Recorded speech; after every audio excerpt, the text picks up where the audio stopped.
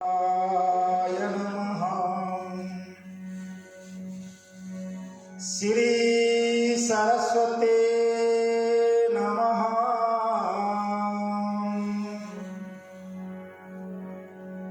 श्री गुरु चरण कमलेभ्यो नमः। श्री मातृ पितृ चरण कमलेभ्यो नमः।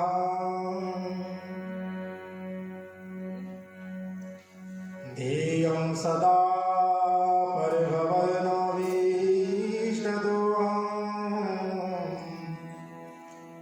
तीर्थास्पदं शिवविरञ्चनुतं शरण्यम् प्रीत्यार्तिहं प्रणतपालिभवादिबोधम् वन्दे महापुरुषदे चरणारविन्दम् कान्तिसितामृषतिनिन्दतसारदेतु यत्र कतो विलसितामसिताङ्गशोभाम् वृन्दावने विकृत्या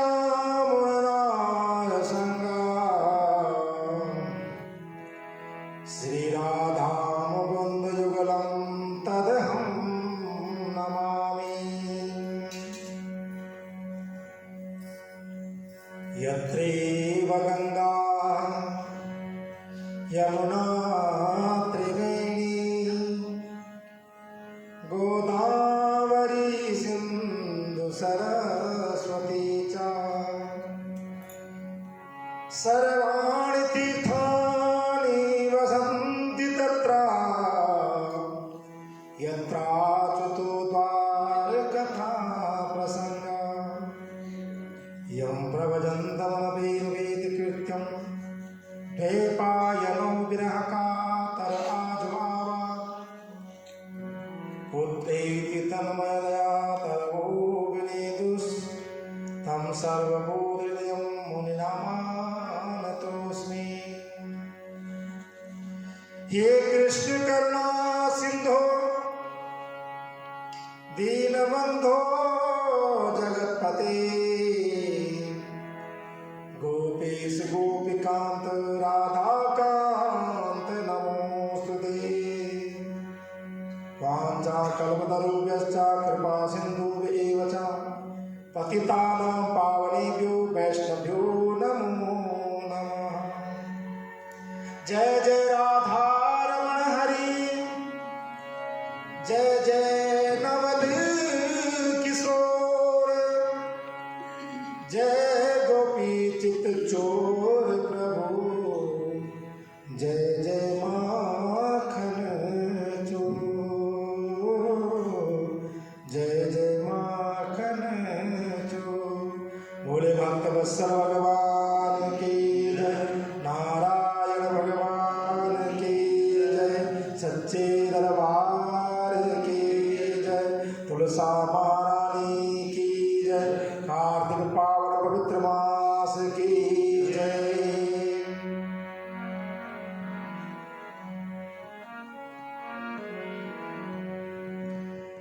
परम मंगलमय अकार करुणावृणालय भक्तिवांचल कल्पतरु त्रिदति विनदति पीतांबरधारी भगवान नारायण प्रभु के वांग्मय स्वरूप को एवं देव प्रांगण में समस्त देवी देवताओं के चरणों में कोटि कोटि प्रणाम। देवालय में पधारे हुए सभी भक्त वृंद माताओं बहनों भाइयों हमारे पूजनीय मित्र वृंद आप सभी को जय श्री राधे जय श्री श्याम। आइए अपने मन और वाणी पवित्र करते हुए ठाकुर जी के नाम का सार लें और फिर कथा में आगे प्रवेश करें। कहा कि प्रभु के नाम की महिमा जितनी गाई जाए वो कम है, और अगर उनके नाम का सहारा ना होता तो जीवन हमें क्या होगा। जीवन न जाने कौन सी दिशा में होता। इसलिए केवल एक परमात्मा का नाम यह है जो कहा कि इस भव रूपी संसार से तार सकता है, पार लगा सकता है। सारी दुनिया है दीवानी, राधा रानी आपकी। कौन है जिस पर नहीं है मेहरबानी आपकी। सारी दुनिया है दीवानी, राधा रानी आपकी। सारी दुनिया है दीवानी, राधा रानी आपकी। सारी दुनिया है दीवानी, राधा रानी आपकी। सारी दुनिया है दीवानी, राधा रानी आपकी। ओ कौन है जिस पर नहीं है मेहरबानी आपकी। कौन है जिस पर नहीं है मेहरबानी आपकी। सारी दुनिया है दीवानी, राधा रानी आपकी। सारी दुनिया है दीवानी, राधा रानी आपकी। ओ राधे राधे राधे राधे राधे राधे राधे राधे राधे राधे राधे राधे राधे राधे राधे राधे। ओ राधे राधे राधे राधे राधे राधे राधे राधे राधे राधे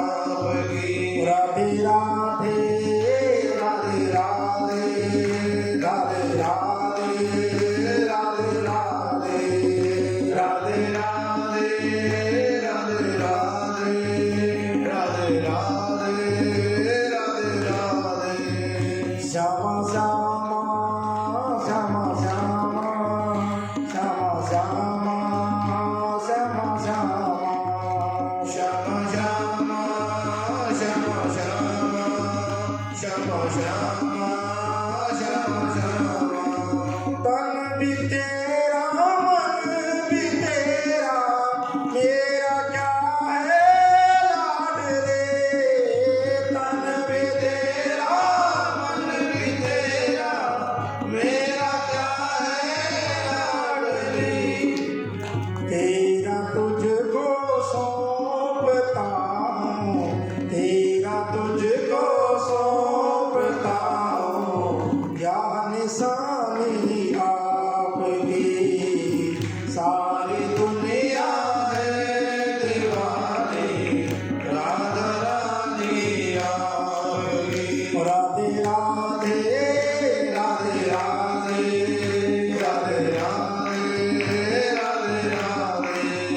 राधे राधे राधे राधे राधे राधे राधे। और एक वादा हमेशा ठाकुर जी से करें, एक वादा हमेशा परमात्मा से करके रखें। उम्र भर गाता रहूं मैं महिमा श्याम आपकी। उम्र भर गाता रहूं मैं महिमा श्याम आपकी। उम्र भर गाता रहूं मैं नाम श्याम आपकी। भर गाता रहूं मैं महिमा श्याम आपकी। अपने चरणों में रखना, अपने चरणों में रखना, मेहरबानी आपकी। सारी दुनिया है दीवानी, राधा रानी आपकी। और राधे राधे राधे राधे, गाइए लोग राधे राधे राधे राधे। और राधे राधे राधे राधे राधे राधे, राधे राधे राधे राधे राधे राधे राधे राधे राधे राधे। और राधे राधे राधे राधे राधे राधे राधे राधे राधे राधे राधे राधे राधे राधे राधे।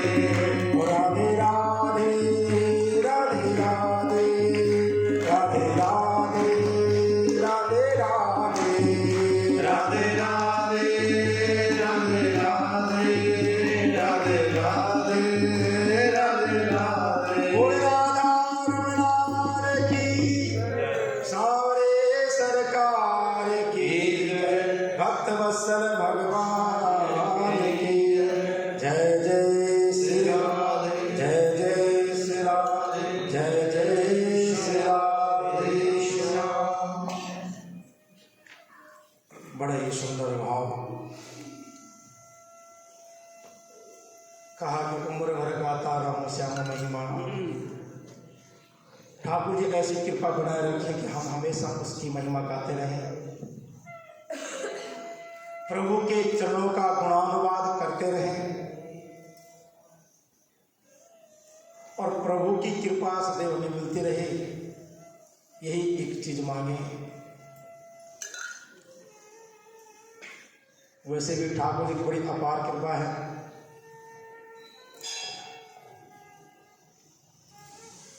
सबसे बड़ी कृपा तो मानव जीवन में, मानव योनि में जन्म दिया, उसके बाद अपने चरणों में बैठ करके कथा सुनने का हमें मौका देते रहती है। हर मंगलवार को कीर्तन होता मंदिर में, उसमें आने का सौभाग्य। उसके बाद फिर प्रभु की सेवा के लिए, मंदिर प्रांगण के लिए या लंगर पाने के लिए, इसके लिए भी वो सेवा मांगते रहती है, तो वो भी सौभाग्य मिलता है। तो ऐसी कृपा कहाँ मिलेगी? कल इतना सुंदर तुलसी विवाह हुआ, सभी ने बहुत आनंद से तुलसी विवाह किया। तो ऐसी महती कृपा ठाकुर जी की बनी रहे, यही प्रार्थना है परमात्मा से। आइए कथा प्रवेश करें। बोलिए भक्त वत्सल भगवान की जय। जय जय श्री राधेश्याम।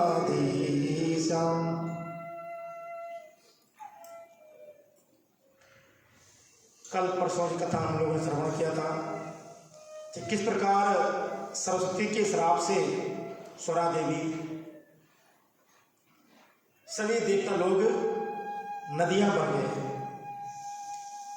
आज भी जितनी हमारे भारतवर्ष में नदियां हैं वो अलग अलग देवताओं के नाम से पूजी जाती है। आज भगवान कृष्ण कहते हैं। किससे? कृष्ण जी कथा किसको सुना रहे हैं? पीछे वाले बोलते ही नहीं है। भगवान कृष्ण कथा सुना रहे सत्यभामा को। शुरुआत यहां से हुई थी। सूत जी सुना रहे हैं शौनक आदि 88,000 ऋषियों को, और नारद जी सुना रहे हैं किसको? लेकिन यहां पर पृथ्वी जी ने जो है भगवान नारद जी का पूजन कर दिया है और उनको विदा कर दिया है। क्योंकि जब भी कोई गुरु के रूप में, व्यास के रूप में हमें कोई ज्ञान देता है या कथा श्रवण कराता है तो लास्ट में उनका पूजन करके, उनको दान दक्षिणा दे करके ही उनको विदा कराया जाता है। तभी हमें उस कथा का फल मिलता है। अब स्कूलों में देखो पढ़ाई होती नहीं होती है, वहां फीस पड़ती है। अब उसको नया नाम दे दिया फीस पर, लेकिन जो भी आज की डेट में हमारे गुरुकुल हैं, संस्कृत विद्यालय, वहां पर आज भी गुरु दक्षिणा दी जाती है। जब लड़का पढ़ लिख करके अच्छा विद्वान बन के निकलता है तो एक उचित दक्षिणा देकर के गुरु को तब निकलता है।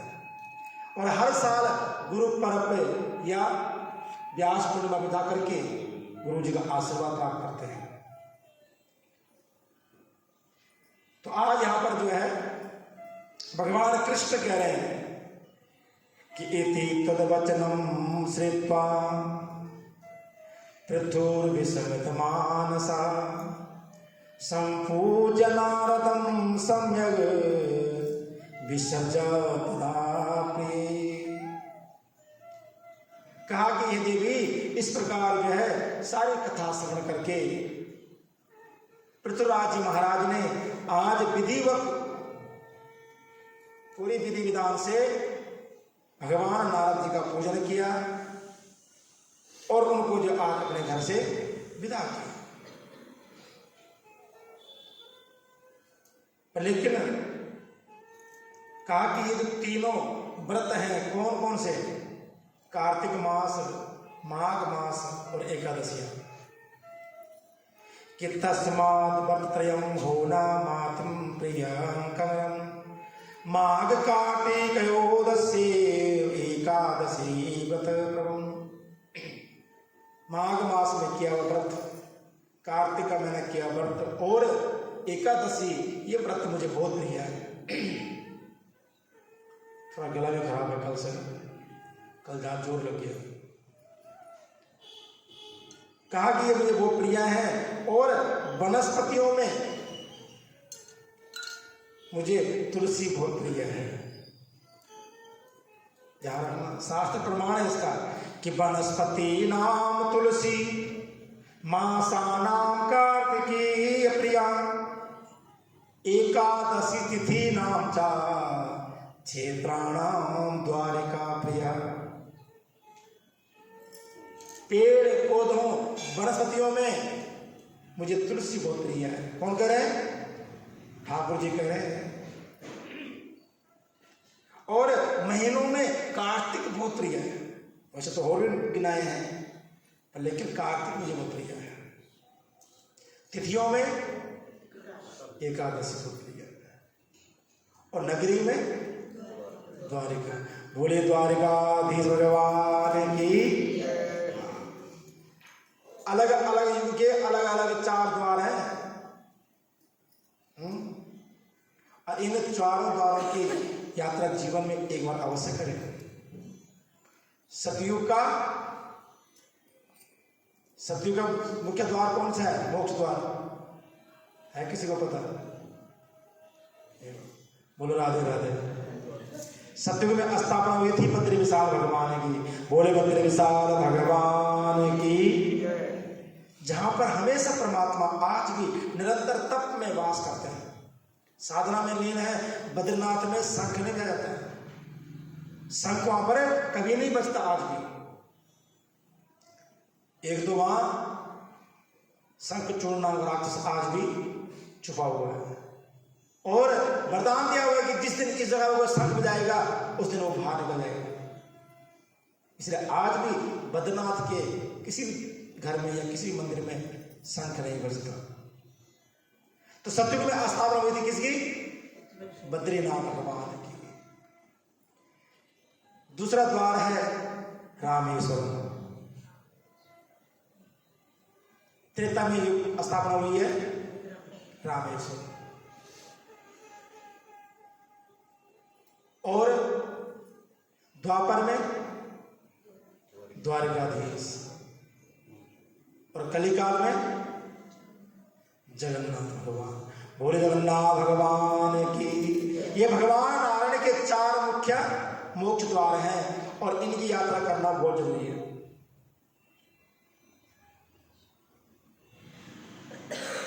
क्योंकि इनकी यात्रा हो गई, समझो 4 सीढ़ियां चढ़ ली हमने, परमात्मा की प्राप्ति हो गई। तो भगवान कह रहे हैं कि द्वारका मुझे वो प्रिय है, वो सब द्वार प्रिय है, लेकिन द्वारका विशेष है। कहा कि इंद्रियों को बस में करके जो इनका सेवन करेगा, इनकी कथा श्रवण करेगा, कहा कि उसको उतना यज्ञ अनुष्ठान पूजा का फल नहीं मिलेगा जितना इन स्थानों के दर्शन मात्र का फल मिलेगा। तुलसी के दर्शन कर लो, ये बहुत है। एकादशी का व्रत कर लो, उसका फल मिल जाएगा। और कहा कि इन तीनों की जगह जो सेवन करता है, का वो बड़ा से बड़ा पाप किया हो तो वो सब नष्ट हो जाता है। सत्यभामा जी कहती है प्रभु कि भीष्मापनिं तन्नाथ यत्त्वया कृतं मम परदत्तेन पुण्येन कलामुक्ति पागता।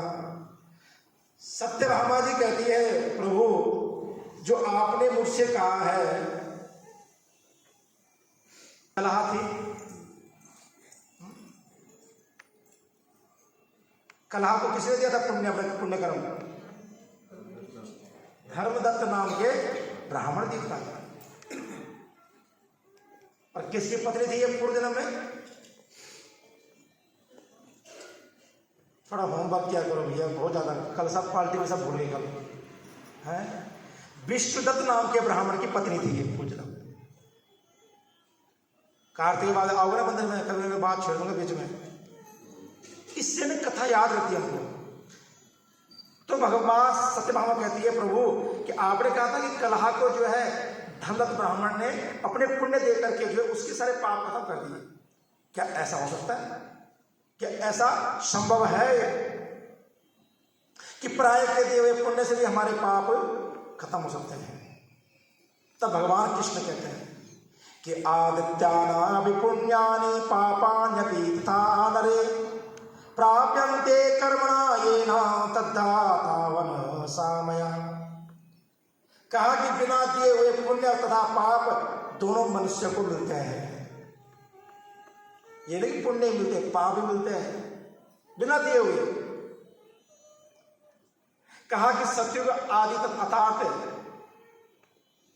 त्रेता युग द्वापर में देश और गांव कुल पुण्य पाप के क्या होते? अंश भागी होते थे, अंश मात्र के अधिकारी होते थे। मानो कोई हमारे शहर में बड़े यज्ञ करवा रहा है, तो उसका पुण्य क्या है? थोड़ा थोड़ा जो है पूरे शहर वालों को मिलता था। देखो भूमि का फल होता है।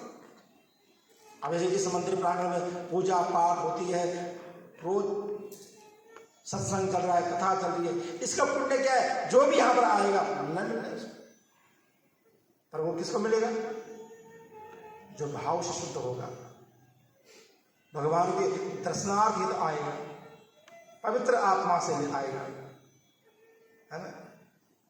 पर लेकिन कलयुग के लिए अलग नियम बता दिए। वो क्या बताया कि देश ग्राम कुलानी सुरव गंभाजी किता दिशो कलो तू केवलम करता फल भुक्तूण पायो। कहा कि हर युग में अलग अलग विधि थी, पर लेकिन कली काल में जो कर्म करेगा वही उसका फल पाएगा, अन्यथा कोई नहीं पाएगा। इसलिए कलयुग में हर प्राणी को अपने कर्म खुद करने चाहिए। बैठने या भोग करने या विवाह आदि संबंध एक पात्र में भोजन करने से मनुष्य अपने पाप तथा पुण्य आधा आधा बांट देता है। देखो, और पढ़ाने, यज्ञ कराने, एक पंक्ति भोजन करना, चतुर्मास करना, एक स्थान बैठ करके, वो फल आपस में बढ़ता है। कहा कि देखने, सुनने और मन के द्वारा ध्यान से मनुष्य के पुण्य और पाप दोनों को प्राप्त होते हैं। जैसे हम अपने घर में बैठ लेकिन निंदा किसी और की कर रहे हैं, साफ लिखा हुआ इसको शब्दों में कि परस्या निंदा पे शून्या धिक्कारं च करोति या तत्कृतं या पापं सुपुण्यं प्रदायता। कोई पुण्यवान प्राणी है, अच्छा धर्म कर्म करने वाला है, पर लेकिन किसी की जो है निंदा कर दी तो आपके पुण्य कर्म गए। अब जैसे कल इतना सुंदर विवाह करवाया, बड़ा उत्सव मनाया, रोज सुबह आकर के दीपदान कर रहे हैं, कार्तिक कथा श्रवण कर रहे हैं। अब घर जाके किसी की निंदा करेंगे तो क्या होगा? कार्तिक का पुण्य वो ले गया और उसकी निंदा हम ले लिए। बोलो राधे राधे। इसलिए घर जाके किसी की निंदा मत करना, खास करके इस कार्तिक मास में। अब पूर्णमास से पहले तो बिल्कुल मत करना कुछ भी। जो सुने ठीक है, राधे राधे जी, मिलेंगे अगले महीने, तब सब कोई बात ही नहीं। व्रत में क्यों कहा कि मौन रहे? मौन का मतलब यही है कि हम संयम से रह सके, किसी की अनर्गल बातें ना सुने ना करें। तो सुनेंगे तो कहां तक सीमित रहेंगे, बाहर ही जाएंगे। इसलिए कहा है कि व्रत में कभी भी हो, जितना हो सके कम बोले, मौन रखने की कोशिश करें। कहा कि दूसरे की निंदा चुगली करने और धिक्कार देने से उसके लिए किए हुए पापों को वो ले लेता है, और पुण्य और पाप करता हुआ जो पुरुष उसकी सेवा करता है, या स्त्री या नौकर या शिष्य किसी की भी सेवा करता है, कहा कि उसके पुण्य उसे प्राप्त करते हैं। कि तस्य सेवानुरूपं च द्रव्यं किन्न दीयते सोऽपि सेवानुरूपेण तत्पुण्यं फलभाग् भवेत्। भगवान कहते देवी, इतना नहीं, एक पंक्ति में भोजन करने वाले मनुष्य में जो बंदा परोसने वाला है, अगर वो लंगर की या पंक्ति की भेद करता है, किसी को ज्यादा दे दिया, किसी को कम दे दिया, तो कहा कि जो बांट रहा है वो तो पुण्य कमा रहा है, लेकिन उसके पुण्य क्षीण हो जाएंगे। उसके पुण्य क्या है? उसको मिल जाएंगे। किसको? जिसको उसने कम दिया भोजन। इसलिए और गरुड़ पुराण में तो बड़ा दंड लिखा हुआ है कि पंक्ति बैठे हुए अगर तुम भेदभाव करते हो, घर में 4 पुत्र हैं, 4 बहुएं हैं, 4 पुत्रों को 3 बहुओं को बढ़िया खाना दिया, एक को कम दिया, समझना अगले जन्म में अंधा बन के जन्म लेना पड़ेगा। इसलिए कभी पंक्ति भेद नहीं करनी चाहिए। जो है समान रूप से कहा कि स्नान संध्या आदि करते हैं, जो पुरुष धर्म के निमित्त दूसरे मनुष्य से धन की याचना करते हैं और फिर उस धन को नहीं देते हैं या उनको बड़ी मुश्किल से देते हैं, कहा कि उस बंदे के प्राण के भी पुण्य जो है दूसरा बंदा छीन लेता है। बिना बोले हुए, बिना दिए हुए पुण्य मिल जाते हैं। जो मनुष्य दूसरे का ऋण चुकाए बिना मर जाता है, वो धनी अपने धन के अनुरूप उसका पुण्य चुकाता है। देखो, जो बंदा मर गया हो, पैसा लिया किसी से और बाद में पैसा देना भूल गया हो, कहा कि वो अगले जन्म में किसी न किसी योनि में आकर के उसके घर का हिसाब किताब चुकता करता है। तो किस रूप में कहा कि नौकर के रूप में आ सकता है, कोई बैल के रूप में आ सकता है या पुत्र के रूप में आ सकता है। एक बात ध्यान रखना, हम लोग जितने यहाँ बैठे हुए हैं, जितने संसार है, कोई हमारा बेटा है, हम किसी के बेटे हैं, ये सब प्रारब्ध के हमारा कर्म है। हम कहते ये बेटा बहुत सेवा करता है माँ बाप की, पर ये नहीं जानते कि इसके माँ बाप ने इसको दिया हुआ पूर्ण जन्म का। और अगर आज वो कर रहा है तो अगले जन्म में उस पिता को बेटा बन करके उसकी सेवा करनी पड़ेगी, क्योंकि ये सृष्टि का नियम है, शास्त्रों का नियम है। न जाने हमारा बेटा कितनी बार हमारा पिता बन चुका है और हम उसके कई बार बेटे बन चुके हैं। जो हमारी माँ है कई बार हमारी बेटी बन चुकी है, कई बार हम उसके पिता बन चुके हैं। अलग अलग जन्मों में अलग अलग कर्मों के साथ उनकी जन्म की गतिविधियां होती है। इसलिए हमारे कर्म कभी हमें नहीं छोड़ते हैं। कहा कि अपने पति के पुण्य का आधा भाग स्त्री पाती है यदि उसकी आज्ञा में रहने वाली हो और प्रसन्न से रहने वाली हो, है? उनका आधा पुण्य तब जाके उसे कहते हैं, हम लोग क्या कहते हैं, अर्धांगिनी। जब वो प्रसन्न है, अपने पति से खुश है और पति की पूरी सेवा करती है या पति उससे खुश है। कहा कि इसी तरह दिए दिए प्राय इकट्ठे किए पुण्य पाप मिलते हैं, परंतु कलयुग में यह नियम नहीं है, क्योंकि कर्ता ही पुण्य कर्म को करता है। कलयुग में सिर्फ जो कर्म करेगा उसको फल मिलेगा। इसलिए अपने पूजा पाठ तप जप इसका बड़ा ध्यान रखें। कभी हम किसी की निंदा ना करें ताकि हमारे पुण्य कर्म छीन हो जाएंगे। किसी को अपशब्द ना बोले, किसी के प्रति कोई बात है ना उसको डायरेक्ट बोल दीजिए, कोई प्यार से समझा दीजिए कि भैया ऐसी है, पर लेकिन इससे उसको बोला, उसको बोला, उसने एक आग तरह बात फैल दी गई, पर लेकिन जिसके बारे में बात हो रही है उसका पता ही नहीं है, उसको कानों का खबर नहीं, कुछ बातें चल रही है, इसलिए उसका अंत कुछ नहीं है, हमारा उतना पुण्य कर्म छीन हो जाएगा। इसलिए कहा है कि पर निंदा पर हिंसा बराबर है। दूसरे की निंदा करना, किसी को मारना बराबर है, हत्या करनी बराबर है। इसलिए किसी की निंदा नहीं करनी चाहिए। और इस विषय में एक प्राचीन इतिहास आते आपको,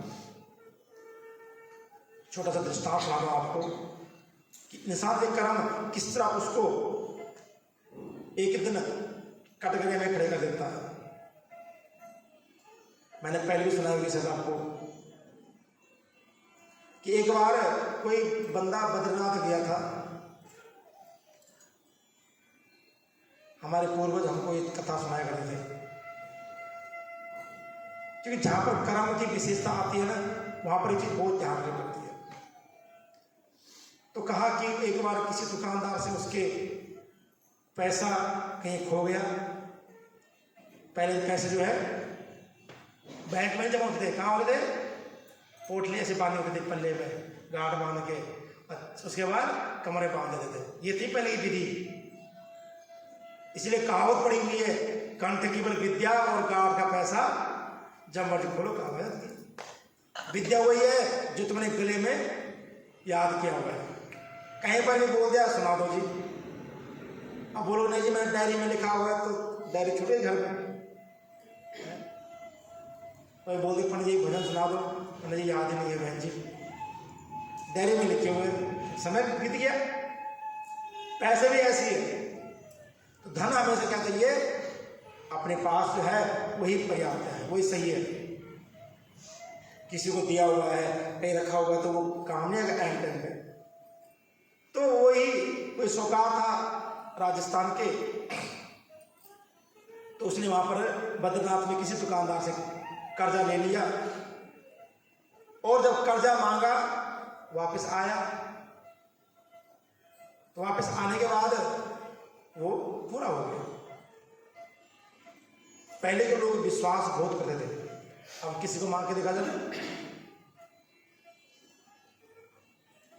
कोई किसी की हेल्प करने राजी नहीं है, खास करके यात्राओं पे। क्योंकि कुछ लोग तो होते हैं ऐसे फ्रॉड लोग, उन फ्रॉड के चक्कर में जो है किसी अच्छे इंसान की हेल्प नहीं हो पाती है।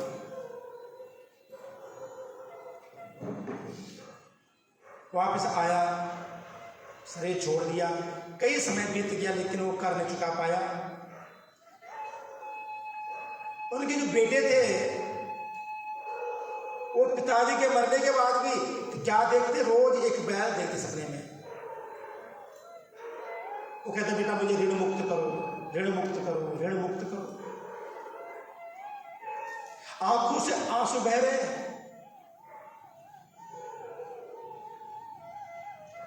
वो रोज उठे, बातचीत कर लोगों से, भैया ऐसा क्यों हो रहा है। शकल पिताजी की आ रही है उस बैल पे, लेकिन शरीर बैल का बना हुआ। ऋण मुक्त करो, क्योंकि माता पिता को ऋण मुक्त कौन करता है, पुत्र करता है ना। एक दिन हुआ, 2 दिन हुआ, कई दिन बीत गए, कुछ भी समझ ना आया। एक दिन फिर सपने में बात हुई कि भैया आप कौन हो, क्या चाहते हो। कहा कि मैं तुम्हारा पिता हूं, मैंने बद्रिका आश्रम से किसी साहूकार से धन लिया था, वो चुका नहीं पाया, आज उसके घर में बैल बन करके रह रहा हूं। जब तक आप ऋण नहीं चुकाओगे तब तक मेरी मुक्ति नहीं हो सकती। अब चले बच्चे बद्रीनाथ की ओर, ढूंढते ढूंढते उस साहूकार की दुकान पहुंच गए। कहा प्रभु आपसे कुछ साल पहले राजस्थान के किसी प्राणी ने आपसे कर्ज लिया था। कहा बेटा लिया तो था, पर लेकिन मुझे इतना याद नहीं कितना लिया, क्या बहुत पहले की बात। कहा ये बताओ आपके घर पे बैल है। कहा बेटा बैल तो था पर अब नहीं है। कहाँ छोड़ दिया आपने, कहाँ भेज दिया। कहा बेटा हमने जंगल में छोड़ दिया, क्योंकि जब बैल बूढ़ा होता है उसको फिर घर से बाहर छोड़ देते हैं, धीरे धीरे जंगल में अपना चढ़ता रहता है वो, और धीरे धीरे सांसें में छोड़ देता है। जैसे गधे की जिंदगी होती है, काम लिया और जब बूढ़ा हो गया। आज कहीं ना कहीं हमारी बुजुर्गों की दशा ऐसी हो रही है,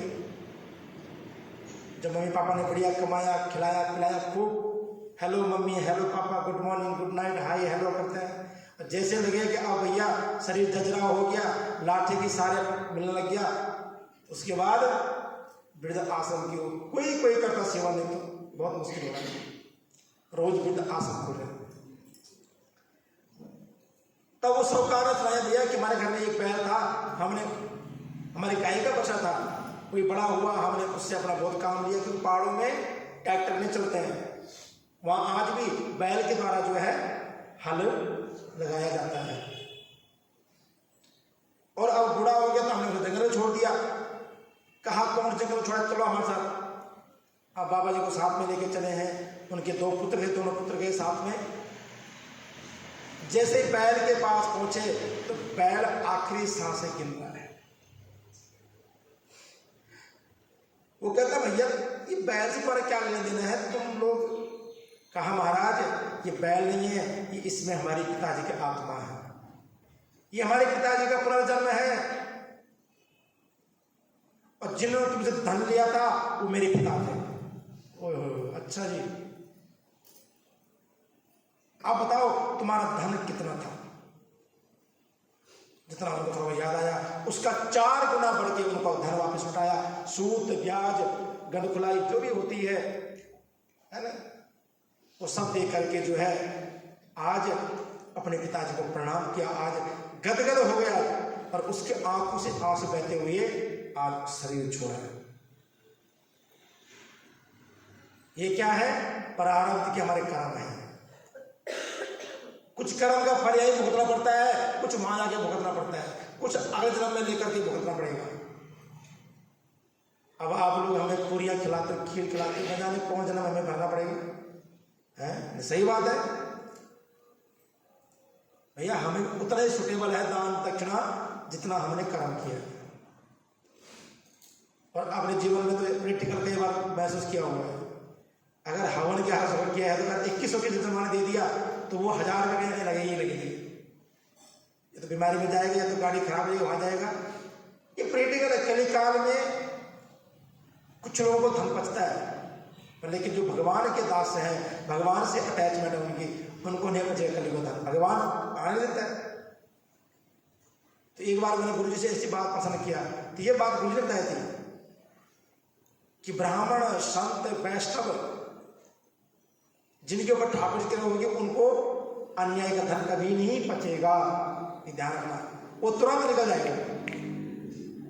नहीं तो बीमारी में, कोर्ट कचहरी में, गाड़ी के नुकसान में ये धन लगता है, समझना वो धन अच्छा नहीं है। और हमारे लिए तो ठाकुर जैसी कृपा कर रखी है कि जो देवताओं पर चलता है शुद्ध होता पैसा, वो पैसा हम यूज करते हैं। और अगर उस पैसे को बीमारी में देंगे, गलत काम में देंगे तो वो धन हमको श्राप देगा। इसलिए ब्राह्मण का दिया हुआ हाथ से जो धन होता है वो खजाना है आपके लिए। उस धन को जो है अपने घर की तिजोरी में रखिए, किसी गलत काम में खर्च मत करना कभी भी। है पता लगा आज कुछ मिला 100-200 रुपया बेटे ने मांग लिया और शाम को कोई नहीं, ये रखने पड़ेंगे दिए सुबह। अब बेटे क्या ठेके पे तो बोतल उठा के चल गई, बोलो राधे राधे। कभी भी किसी संत के हाथ से, वैष्णव के हाथ कुछ मिलता है उसको अपनी खजाने में रख ली, क्योंकि वो उसने अपने हाथ से नहीं, भगवान के चरणों से उठा के दिया आपको। वृंदावन में पुष्प मिलते, फूल माला मिलती है बाकी बैजी के लिए, लोग तरसते उस माला के लिए, घर में रखते हैं उस पुष्प को, अपने कहीं अच्छा स्थान रखते हैं। जब वो सूख जाए उसका एक चोरा बना लीजिए और उस चोरे को जो है किसी धूप में या किसी में भी आप यूज कर सकते हो। तुलसी के चोरे हैं, चाय में, खाने में यूज कर लो। बद्रीनाथ में केवल तुलसी की माला मिलती है, जो लोग बद्रीनाथ गए हुए हैं वो पता है। इतनी महंगी ना पूछो, घर ला करके उसको सुखा लो, उसको अपने भोजन में यूज कीजिए। तो भगवान की प्रसादी का सदैव सत्प्रयोग होना चाहिए। बोलो बांके बिहारी लाल की, राधा रमण लाल की। तो आज कथा में यही विराम देते हैं, समय भी हो गया। इस समय बहुत तेज भागता, कल भैया घड़ी पीछे का दिन 2 दिन रह गया। खाली कल का दिन अवशेष है, परसों 7 तारीख को पूर्णावती है कथा की। दीपदान कर रहे हो आप लोगों ने, कर रहे हो सभी? 5 दीपदान और 5 परिक्रमा नीचे हवन कुंड पे। शुभम जी एक तुलसी का पौधा रख दो, रखा हुआ है ना, बहुत बढ़िया। और परिक्रमा उल्टी मत करना, उल्टी करना, ठीक है जी। और दीपदान एक मैं कल बोलना भूल गया था, कई बहनें मैंने देखी है कि दीवा जलाती है और गमले के ऊपर इस पेड़ के जड़ पे रख देती है। भैया हमारे नीचे कोई दीवा रखेगा तो कैसा रहेगा? बुरा मत मानो, भगवान की आरती करनी, उसको सेकने देना है। आरती करके हवन कुंड बीच में रख दो, जितना हो सके वृक्ष से दूर रखे दीवे को। अब हम देखो भगवान की आरती करते हैं, जोत बाहर रखते हैं, हम लोग उल्टा सेव देते हैं भगवान को। और धीरे धीरे धीरे धीरे तुलसी, कई लोग शिकायत नहीं हमारी तुलसी सूख गई। कई बसंत में माता जी रहती हैं, पिछले साल की बात है, पर ये तुलसी हमारी बहुत सूख रही, खराब हो रही है। हो तो हो, हुआ क्या है, आप आके देखो एक बार, घर जाके देखो तो 3 बूटे काले कर रखे हैं। मैंने माता तुमने तो पुण्य चक्कर में पाप कमा दिया है। ऐसा कभी नहीं करना। आरती करो, आरती के बाद ज्योत को दिखा के भगवान को खुद भी आरती ले लीजिए और उसको दूर अलग रख दीजिए। भगवान तो भाव के भूखे हैं। आपने दीप दान कर दिया, आपका संकल्प पूरा। अब वो दीप दान कई बार हवा से बुझ जाए, कुछ हो जाए, उसका कोई दोष भी नहीं है। इसलिए आप 5 दीप दान करें और 5 परिक्रमा 7 तारीख को जिन्होंने दिवा तारना हो तो वो शाम को तार करें, क्योंकि शाम के टाइम पूर्णमासी है। और अगर शाम को ना हो सका, वर्किंग डे है, तो आप 8 तारीख को सुबह दीप दान करें। अब तो हम लोग जा रहे हैं भैया हरिद्वार। कौन कौन जा रहा? हाथ खड़े कर हरिद्वार वाले, एक बार ताली बजा उनके लिए जरा। अब जो नहीं जा रहे उनके लिए एक व्यवस्था कि 8 तारीख को सुबह 5 बजे टाइम, ठीक है कपूर साहब, जिन लोगों की इच्छा है कि हम दीप तारें, आप 5 बजे मंदिर में आ जाना। सूद साहब हैं, कपूर साहब हैं, 1-2 गाड़ी की व्यवस्था हो कर लो। अपना कल एक लिस्ट बना लो कितने बंदे हो रहे हैं, उस हिसाब से 1-2 गाड़ी लेकर चलेंगे। और आप लोग नहर में या कहीं भी आप दीप दान कर सकते हो, क्योंकि जो कथा में आए, आप लोग पूरी कथा सुनी पूरे महीने, तो दीप दान बनता है। करोगे नहीं करोगे, या उस दिन करने के चक्कर में सोए रहोगे? दीप दान करना उस दिन पक्का। और जो लोग 8 तारीख सुबह ले जा पाएंगे तो वो अपना एक दिन 7 तारीख को शाम को दीप दान जाके नहर पे कर लो, क्योंकि 7 तारीख को शाम को हमारे ये दोनों भाई लोग नहीं आ पाएंगे, क्योंकि उस दिन है ना काम का टाइम है। तो आप देखे लोग जा सकते हो अपने अपने परिवार के साथ, और नहर में या सतलुज में कहीं भी कम से कम 11 दीप दान और 365 बत्तियां ठुड्डी में रख करके कपूर और देसी घी में मिला करके मंदिर प्रांगण में या हवन कुंड में वो आपने परसों लानी है 7 तारीख को, ठीक है जी। 365 बत्तियां लंबी वाली दिखा करके उसे कपूर मिला दीजिए और नारियल की ठुड्डी लेकर के कथा होगी। कथा के बाद भगवान को भोग लगेगा, आरती होगी, उसके बाद हम वो 365 बत्तियां जला करके दीपदान कर देंगे। बाद जो हरिद्वार जा रहे हैं वो भैया वहीं जलाएंगे। बोलो राधे राधे, बोलो बात की बिहार लाल की। तो आइए प्रभु की आरती करें। आज की प्रसाद की सेवा हमारे आशु बहन जी की तरफ से है। पूनम अग्रवाल जी भी करे गए सेवा। आज इनके बेटे का बर्थडे है, क्या नाम है? अंकुश मेहरा जी का। तो बहुत बधाइयाँ आपको जन्मदिन की बेटे की। परमात्मा उस बच्चे को स्वस्थ रखे, सुखी रखे। विदेश में रहते हैं, है ना, तो जहाँ भी रहे परमात्मा की पूर्ण अपार कृपा, और ऐसे माँ बाप सबको मिले। बच्चे का जन्मदिन, बहुओं का जन्मदिन, शादी की सालगिरह, पोतों के और पोतों के जन्मदिन, अपने जन्मदिन, मैं कह रहा हूँ साल के 12 महीने और 12 महीने में एक न एक जन्मदिन पड़ता ही पड़ता है। अगर इस बार 2 पढ़ के इकट्ठे, कल मेरा साहब का बर्थडे था और आज बेटे का बर्थडे। तो यही शुभकामनाएं हैं कि बेटा स्वस्थ रहे, सुखी रहे जहाँ भी हैं, और परमात्मा की अपार कृपा इस परिवार में रहे। बोलबा की बिहारी लाल की। हो अमृत है हरि नाम जगत में, अमृत है हरि, क्या है? अमृत है हरि नाम जगत में, और विषे विष पीना क्या, हरि नाम नहीं तो जीना क्या, हरि नाम नहीं तो जीना क्या, हरि नाम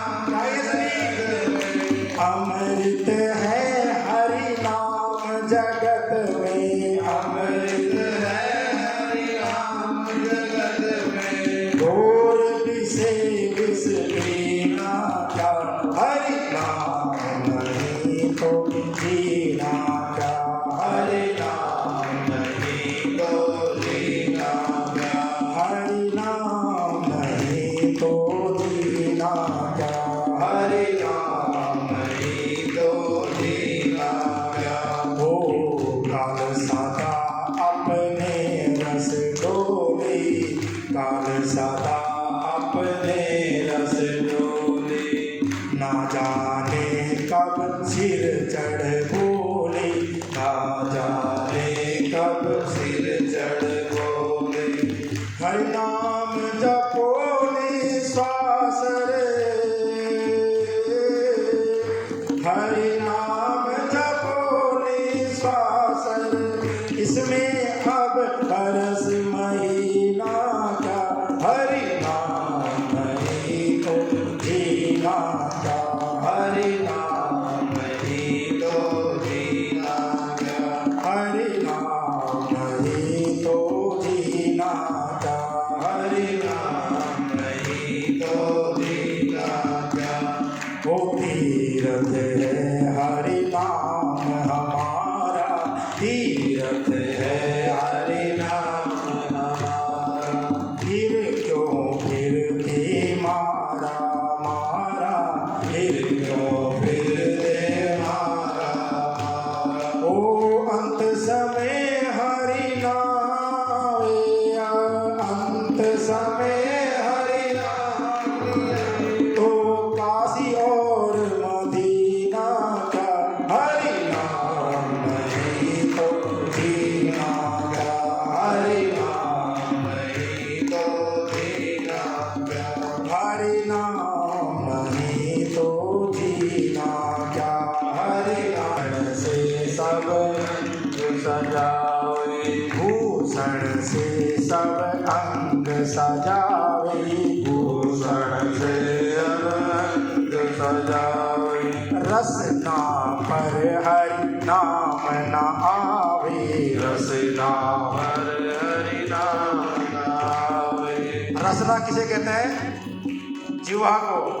और भूषण सिंगार, भूषण से सब अंग सजावे, भूषण से सब अंग सजावे, रसना पर हरि नाम न आवे, रसना पर हरि नाम न आवे। ओ देह पड़ी रह जाए यहीं पर, देह पड़ी रह जाए यहीं पर, ओ देह पड़ी रह जाए यहीं पर, देह पड़ी रह जाए यहीं पर। और फिर कुंडल और नागिन क्या, हरि नाम नहीं तो जीना क्या, हरि नाम नहीं तो जीना क्या।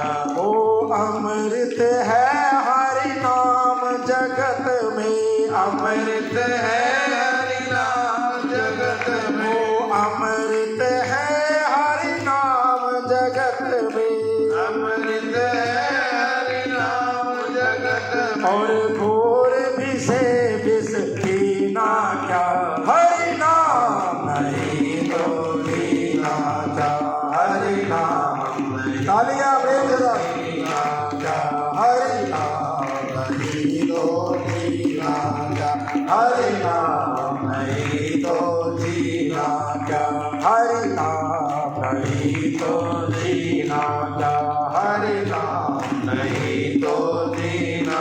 बोलिए भक्त वत्सल भगवान की जय, राधा रमण लाल की जय, जय जय श्री राधे, जय जय श्री राधे, जय जय श्री राधे श्याम। आइए अब आरती करें।